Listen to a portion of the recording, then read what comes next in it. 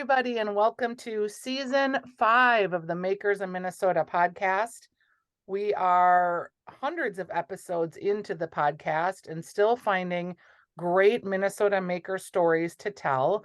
And today we are with Willa's Oat Milks, and I'm a new convert to oat milk, so I'm really excited about this conversation.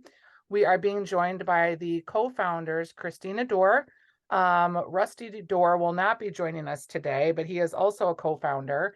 And then we are here with Elena Zenda, and she is also a co-founder. And Christina and Elena are granddaughters of Willa, which is apparently how they named their company.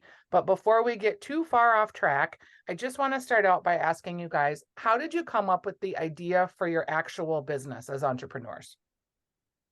Yeah, all three of us were plant-based milk drinkers for a really long time.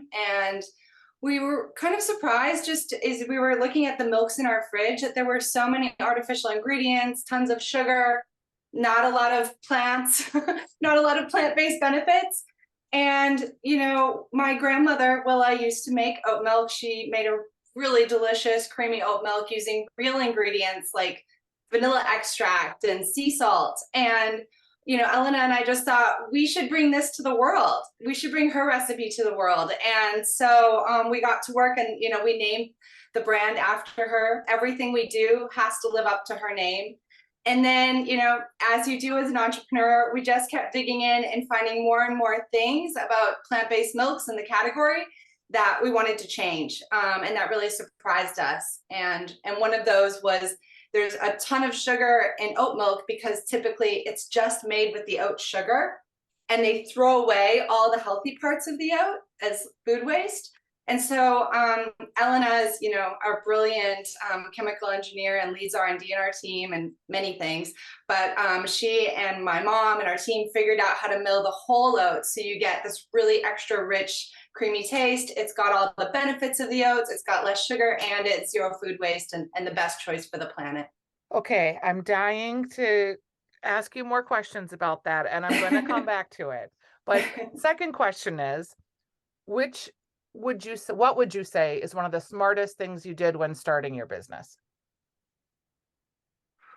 Oh, I man. think about one of the smartest things we did. Honestly, I think it was enlisting the right people and all of the people we know for advice and help. I mean, I can honestly say that Minnesota is such an incredible entrepreneurship community, whether it's, testing oat milks at Churchill Street Restaurant in Shoreview, or visiting co-ops and asking them what they think of products and what feedback they have. Getting those people on board early and getting that customer feedback early was just amazing for getting our brand going and reducing that launch time and making sure we're successful. I love it. So real time sort of information and also a board of directors, as it were, of real people helping give you advice on your products. Absolutely. And Yes. then question number 3 is going to be equally hard, and then we'll dig into sort of the genesis of why I'm asking some of these questions, which is biggest new business mistake.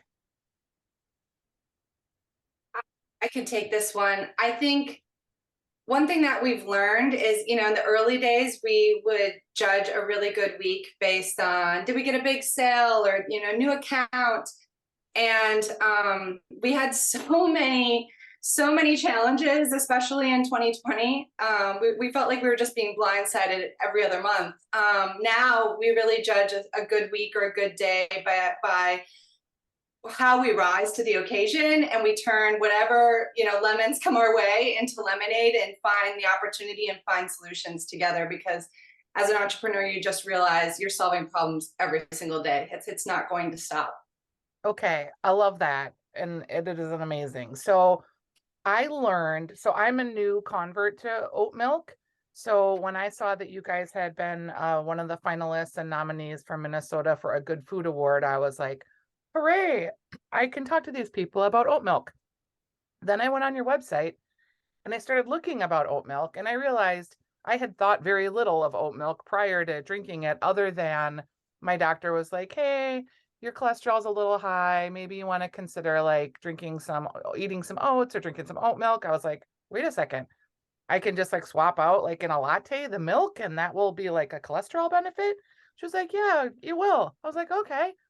So she had me there, but I did not realize until going through your website this whole process of making oat milk. It seems sort of organic in my mind because like I'm a grandma, right? So okay, you put some water and some oats and then you strain it off and kind of like your grandma would make it is sort of what I thought was happening.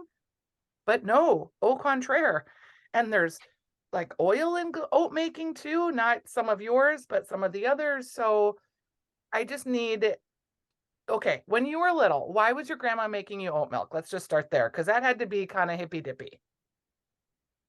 She didn't know that it had like prebiotic fiber and it was, had this like cholesterol fighting benefit, but she was super passionate about food and cooking and nutrition and health, and she instinctively knew that it was like really easy on your stomach. So she started by making it for her kids and grandkids that had an upset stomach or they couldn't handle, dairy or milk.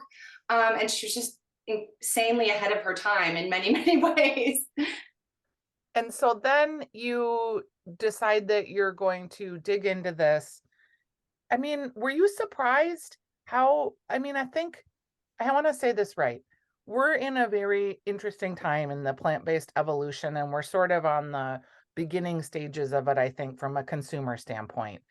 And what people want to do in a lot of instances is lionize and demonize animals, and that's fine, but it's not necessarily the whole story because any agriculture, whether it's plants or animals, uses resources. So, what I loved about your site is it seemed very straightforward in your explanation of why your oat milk is better and that you're interested in sustainability. You're interested in doing good things for the planet. So, can you just walk me through a little bit how Willa's oat milk and the production of it is different than a traditional oat milk? Yeah, absolutely. It's been really interesting journey to learn more about oat milks and plant-based milks in general. And that was, like Christina said, why we started the company. So we were huge plant-based milk drinkers, really excited about the explosion in the category and realized there were things in there that we didn't know what they were. We, weren't sure what they were on the label. And then digging into the processes more, was really surprised to learn about some of the ways these things are made. So when we think about my grandma's oat milk, she's doing exactly what you were talking about. She was adding, water to oats. She would soak them. She would do some sort of blending process. And she did, we think, if we're remembering correctly, strain off some of them. We were really passionate about trying to use the whole oat for all the reasons that you mentioned. So you get all of the benefits of not just the starch and the sugar, which are the easiest parts to use, but all of those other parts that actually add all of the nutrition, we wanted those in there as well. And then also we're all really passionate about sustainability and food waste. And the earliest days of our company, when we were getting together and brainstorming what we want to be and what we want to stand for, those values were super important to us. So we take the oats, we mill the whole thing with a special proprietary milling process to make sure it's still really smooth, really creamy, and the best tasting possible. And then, our simplest product, our Willa's unsweetened, which is right from our grandma. That's just oats water. We add a tiny bit of vanilla extract and salt and mix it together and then put it in this really cool package that's sealed off for the environment so that you can enjoy it whenever you want to. So it's surprisingly difficult to keep something really simple, but that's exactly what we've set out to do. I love it. And then you have a chocolate version too, which it tastes great. Thank you. Yes, we're so excited about the chocolate version. I think in our earliest launch days and our earliest tastings, people were asking us to make a chocolate milk. And I think, even taking the category a step further, we realized that chocolate milks are really the worst in the category, often in terms of health, which as a mom kind of made me really nervous and a chocolate lover because, obviously want to be really thoughtful about what we're giving our families and putting in our own bodies. So a lot of these chocolate milks have over 20 grams of sugar per cup, which is, 5 teaspoons of sugar.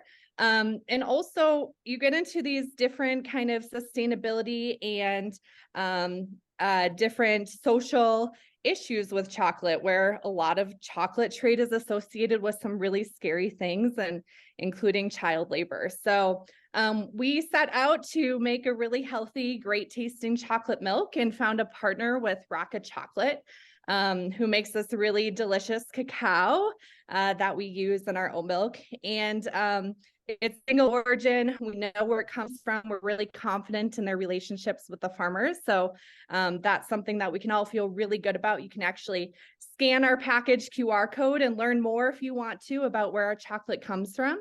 But we were really careful to kind of set out, let the chocolate shine. We add just a little bit of maple sugar to balance out that flavor, since chocolate is so bitter on its own. And I think it was a lot of work to get there, but for the taste and what a great product is, I think that's why we were chosen as a finalist for that Good Food Award.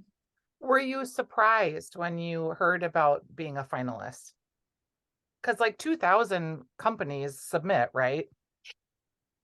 I mean, I think on the one hand, everybody who tries this product loves it. And, we're really proud of this partnership with Rocca, and the fact that, they work with these indigenous farmers who've been, growing cacao forever. There's even a documentary made about them. So we knew that we had a product that was really special, but it's so competitive. It's so competitive, and to be a finalist, we're super honored.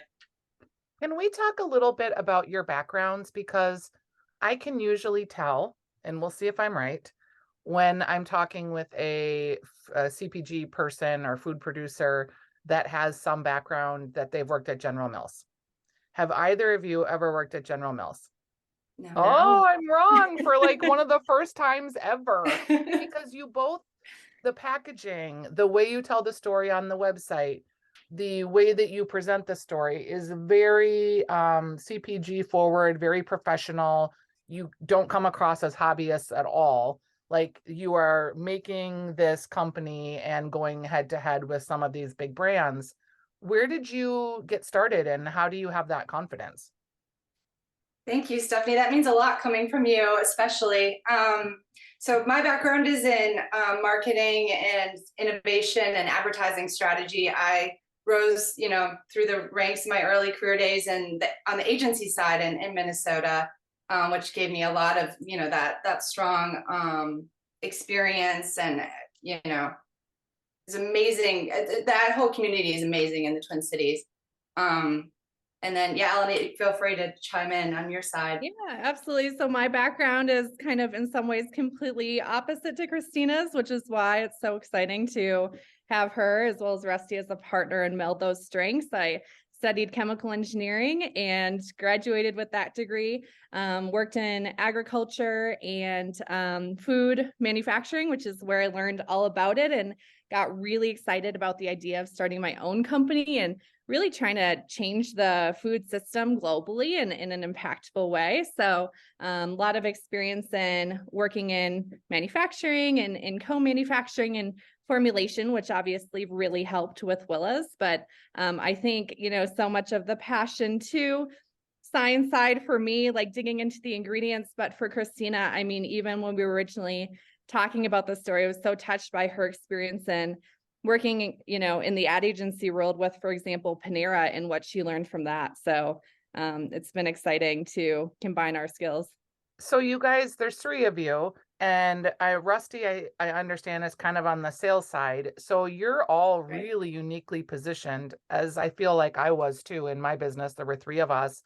We had someone who was great at operations, someone who was awesome at like product ideation and what those products were, and then I was the sales engine. You guys kind of have that going too, and that's a really powerful trio.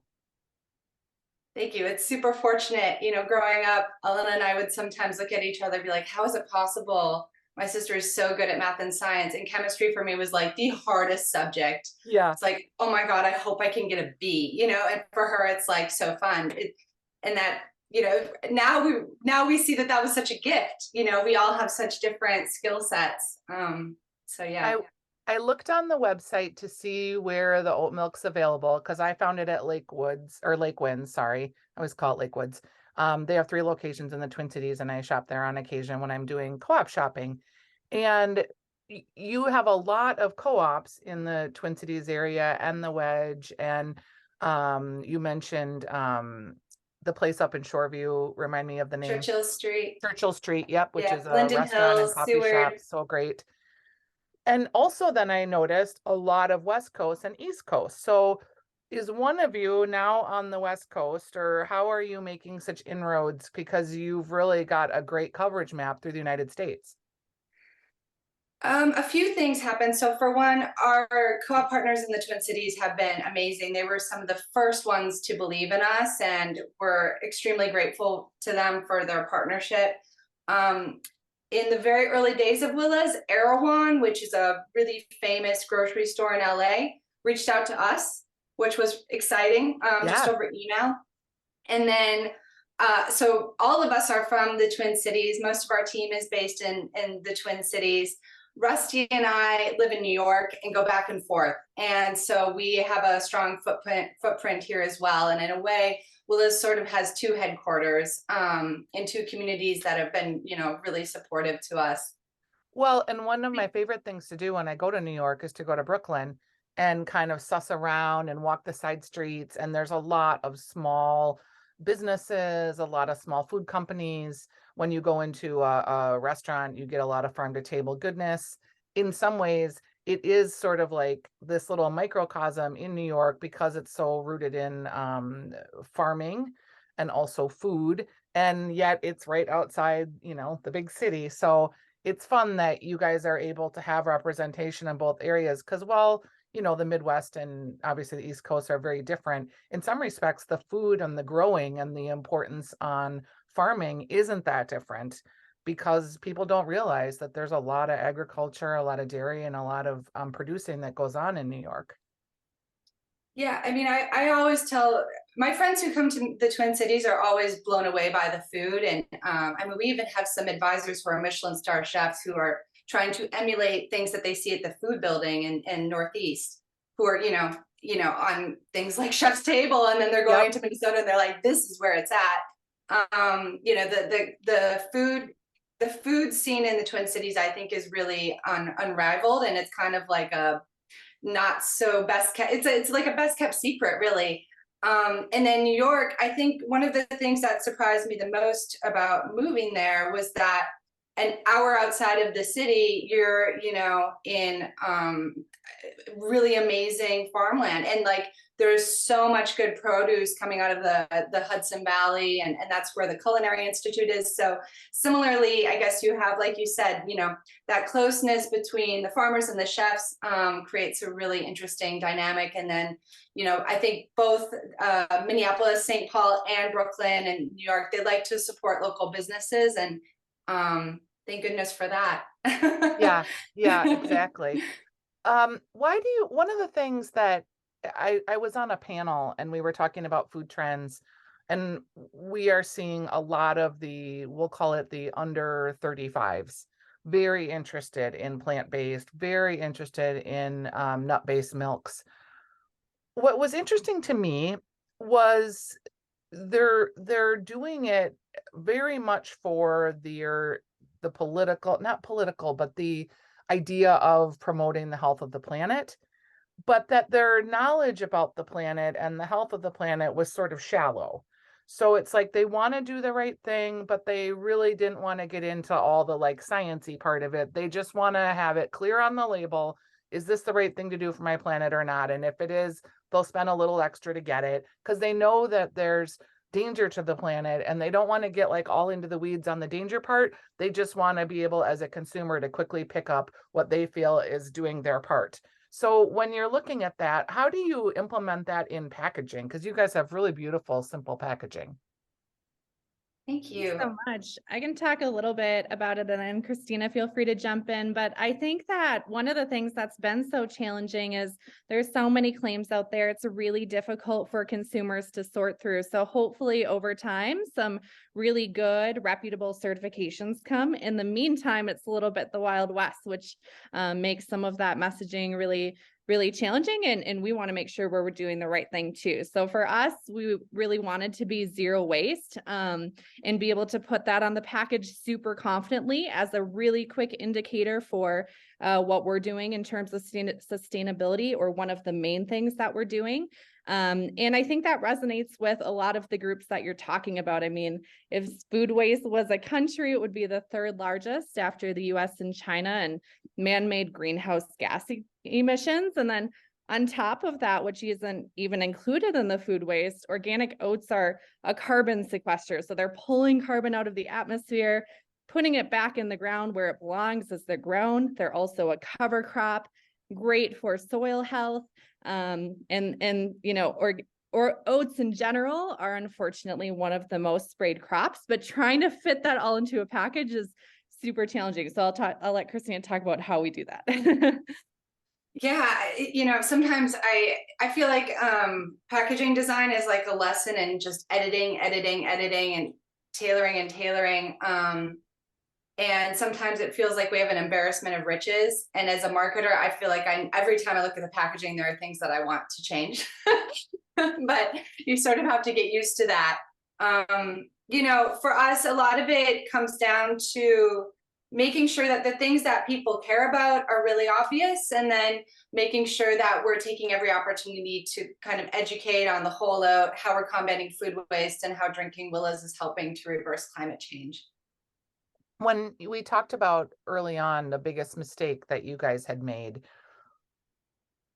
I think when you ask an entrepreneur, like, what was a mistake that you made, you get interesting answers. But also, like, if you had to give advice to some other entrepreneur that's sitting with their grandma's salsa recipe or their dad's meatball mix, you know, is there something that you would be like, wow, I wish we would have done this first or differently, or some learning you could share? It's a loaded question, I know.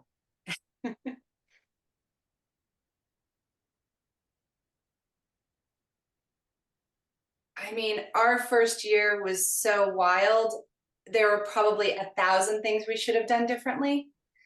You know, we had spent a year and a half leading up to March of 2020 building relationships on the office, co-working, and coffee shop side of things, planning to launch in offices and co-working spaces. We had 50 WeWorks on board in March of 2020. That was our whole business plan. And we then had to essentially erase our memories of that strategy, put it on a shelf, and get on Amazon and go after retail. And as a result, we created a much more diversified business. We're on every channel now, which also has its own, you know, it's a double-edged sword. Yeah. But so you thought the big launch here was going to be in co-working spaces, and that they would be your brand evangelists, and yeah, wow, just before they then closed for a very long time. Yes. It's funny now. It wasn't very funny back then. And also, like, coincidentally, like, sort of WeWork was this darling of the co-working industry, and then kind of imploded. And now there's been the Jared Leto and Anne Hathaway drama series that came out of that. So maybe also was good that you guys went off on your own and didn't have that to contend with. But that is interesting because you spend a year and a half doing that, and you both seem like you're super thoughtful and very planful. And then the launch happens, and that's not the strategy. So you had to get real scrappy real fast. Did you feel like you were hyperventilating half the time? Yeah. I mean, it was absolutely devastating. And there was, like, you know, almost like a grieving process for the plans that we thought were so smart. They were smart. They weren't bad plans, but the world changes. And, you know, as a result, we've become a super resilient business. I mean, it gives our team so much confidence to go through something like that, because it's like, well, we got through that. You know, we don't want to tempt fate, but at the same time, we know that we can get through tough times together. And on top of that, I was blindsided by a breast cancer diagnosis in January of 2020. At 36 years old, no risk factors. So while we were going through the sort of like intensity of having to change our whole strategy, I was in the midst of chemo, and thankfully now I'm cancer free. I had like the best response to treatment. It's very unlikely to ever come back because by the time they went in for my lumpectomy surgery, it was basically gone. So I feel super fortunate, but I'm sure there are 1,000 things that we could have done differently and should have done differently. And it's almost like there's too many to enumerate. But I think that the one thing that we did right that we maybe should have just done more of is talking to fellow founders and asking them the two questions. One, what are the pitfalls to avoid? And two, who else do you think we should meet with? And as Elena said, we've got this amazing community in the Twin Cities. And that was really as a result of the kindness of fellow entrepreneurs and partners just taking the time to advise us and give us, insight and connect us with others. One thing that strikes me about you having a cancer diagnosis, because I'm a breast cancer survivor myself of 12 Oh years. man, there's so many of us. Yeah. And so how old were you when you were diagnosed? 36. Okay, I was 42. So Oh wow. breast cancer terms, that's all young.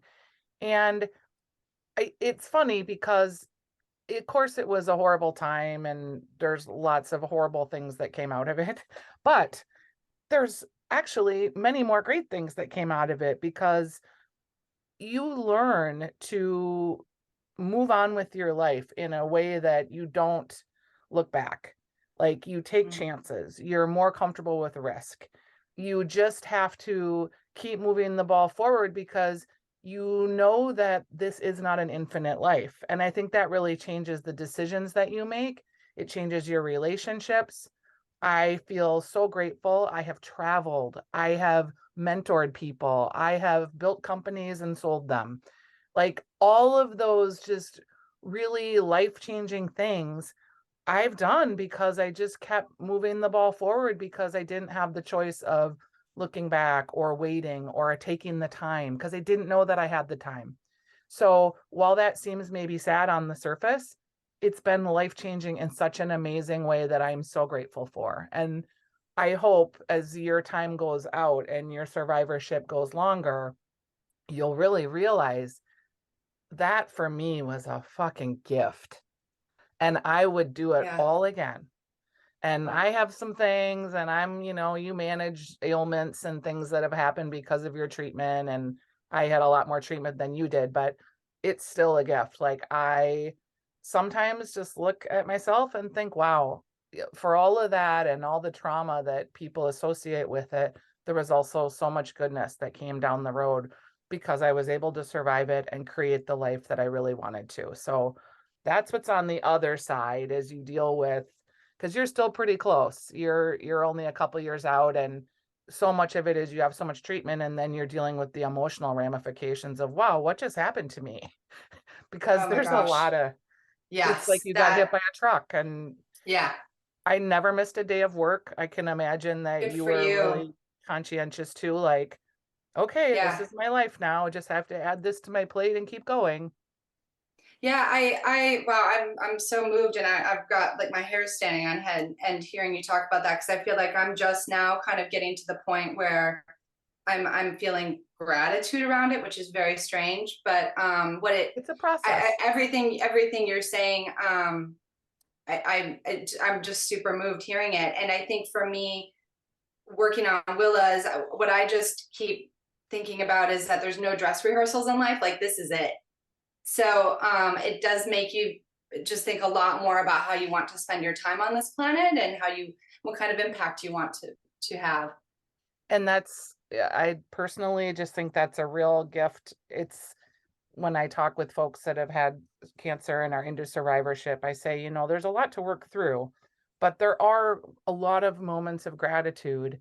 And yeah, you probably could have got it a different way. And yeah, you maybe wouldn't have wanted some of the pain that came with it, but I just feel very fortunate to be in the life that I'm in and to be able to appreciate it in the way I do.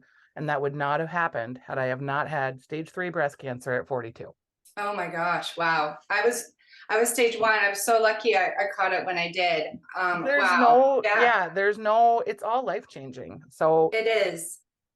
I think I feel both ways. On the one hand, I wouldn't wish it on my worst enemy. It was a nightmare of a year. On the other hand, I have a ton of gratitude. And I feel like I transformed in ways that would have taken a lot more time. And I mean, I'm in therapy. I strongly believe in it, but it would have taken a lot more therapy if I hadn't gotten cancer Absolutely. to this point.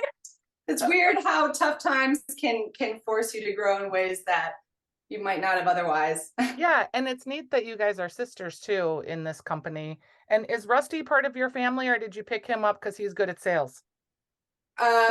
Both. He's my husband. Okay. And early on in Willa's, we just kept being like, will you please help us with this or that, or this negotiation or that sale? And he has a background in entrepreneurship, is far less risk averse than Elena or I am. So that has also been really awesome. Yeah, I worked with my husband as well. And that's like a whole nother podcast because my husband was the dreamer and the risk taker. And I was shouldn't we just wait and see? And it was a really it's challenging to be in a business relationship and then also be in a home life, trying to manage those two dichotomies, and you put your personal finances at risk. But that's a podcast for another day. You guys, I just want to let you know that the milk is amazing, truly. Like, I cannot wait to buy more, which, Thank you. I just, the oat milk thing, I came to it late and I did it sort of begrudgingly because I was like, oh, it's not the best, but I've really learned to embrace it and enjoy it. And one of the things that I'm going to be experiencing this next year is I'm working more in recipe development, and I'm interested in how to like create and incorporate more nut milks into recipes that we utilize, and more in baking, and just because you get such a different flavor profile, which I feel like is really great for baking in particular. So I'm looking forward to continuing using your products. Thanks for being on the podcast. I appreciate it. Thank you for having us. Thank you so much. Have a great day. You too. Bye.